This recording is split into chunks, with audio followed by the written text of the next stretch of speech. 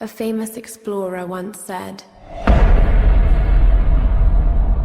that the extraordinary is in what we do, not who we are.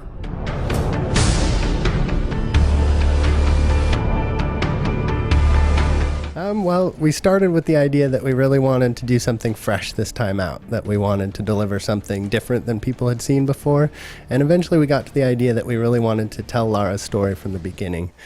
So that idea of an origin story really focused our design, and then we decided to put her in that survival situation so we could see her start to grow into the hero that she would become. Well, it was exciting for us actually to peel back the layers of Lara and to start to understand what makes her tick as a person. So that goal of showing her as a human, showing her starting to grow into a hero, was actually a very exciting challenge for us. Well, I think along the way she gets challenged in new and different ways. So one of her first challenges really is, like you said, that idea of killing a deer, and even that isn't something that she wants to do. When she has to pull the trigger and kill a human, that affects her greatly. But what she realizes is that if she's going to survive on this island, she really has to do whatever it takes. And that's one of the things I love about Lara, is that indomitable will, that if something is going to challenge her, she's going to overcome it. And the enemies on this island really represent a threat, and they make that very clear. And so at some point, Lara realizes that she really has to confront them in order to survive. And what we do then along the way is provide additional emotional challenges for her. So although killing enemies no longer has the same weight for her, that she has a number of experiences on the island that really do challenge her as a character and make her grow in additional and different ways. Well, we try to mix up all of the gameplay types. We definitely love Lara's traversal and her exploration and her puzzle solving, but we also wanted to deliver combat in a way that modern gamers expect. Having said that, it really is just one of the gameplay types that we celebrate in the game. And one thing that's great about a Tomb Raider is being able to sort of, before you get tired of one type of gameplay, you're moving on to the next. And that variety is what's important to us. Having said that, we also wanted to deliver combat in sort of a Lara Croft way. So some of the stealth sequences, Lara's ability to approach a combat setup more intelligently, was part of the Tomb Raider flavor that we wanted to put into combat.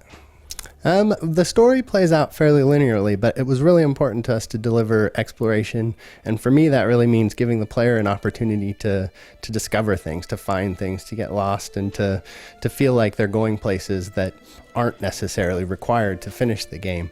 So one of the places that showcase that the most is the hubs. So today you played the night hub, the village hub, and that represents just our first hub space. So throughout the game you'll come into pockets that really cater to that exploration, and although there's only a few things that you need to do in that space in order to progress, that there are a lot of things that you can do. So for example, side tombs, that the hub that you were in today had a side tomb which is totally optional, and you can go solve a puzzle, and each hub has several side tombs in that way. Well, now I think we'll continue the story from where we're at. So this really represents the beginning of her journey into becoming the Tomb Raider. So by the end you'll see some of that exploration of mysteries and the confidence and strength that comes with the Tomb Raider.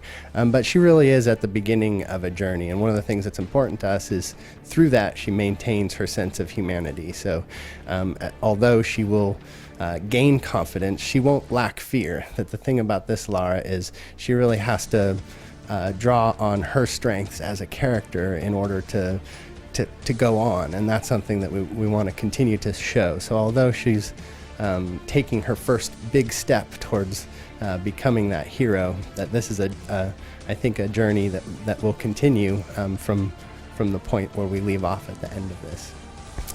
Well, as I mentioned, one of the things that we were passionate about as a studio was really delivering something that was fresh, something that people hadn't seen before, and that conversation started long before the last Tomb Raider ended. So this was sort of a commitment. We had the privilege at Crystal Dynamics of taking on the franchise, and we really started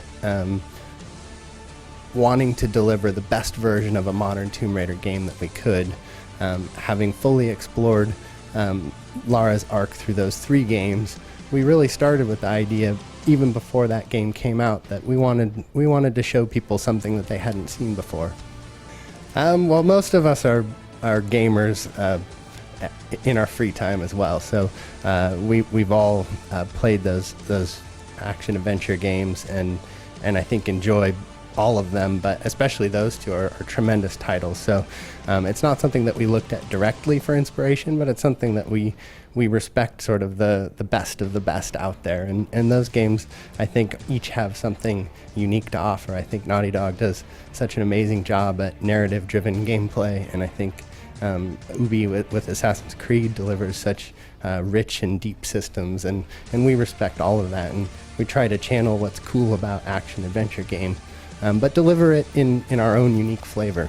Well, we're in the home stretch, so we can play the game all the way through, and what we're doing now is really trying to polish it up, that we're fixing all of the bugs and continuing to let people play it and get their feedback and make sure we're tweaking the play experience, whether that be difficulty or clarity or just rough edges. But we're in the home stretch here, and really just putting those final touches on it.